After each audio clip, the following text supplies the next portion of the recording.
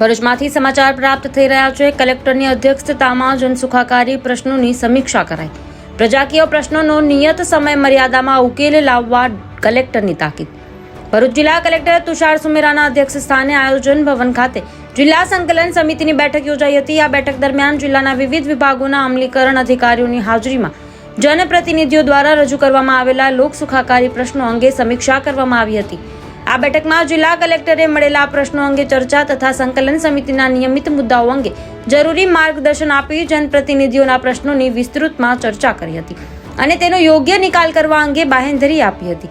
જિલ્લાના અમલીકરણ અધિકારીઓને જનપ્રતિનિધિના પ્રશ્નોનો સમયસર અને સકારાત્મક નિકાલ કરી તેમજ તેમને યોગ્ય પ્રત્યુત્તર પાઠવવાની ખાસ કાળજી રાખવામાં અનુરોધ કર્યો હતો।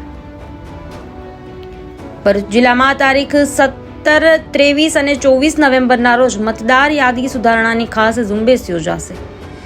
જેમાં વધુમાં કલેક્ટરશ્રીએ જણાવ્યું હતું કે ભારતના ચૂંટણી પંચની સૂચના અને રાજ્યના મુખ્ય નિર્વાચન અધિકારીશ્રીના સીધા માર્ગદર્શન હેઠળ મતદાર યાદીની ખાસ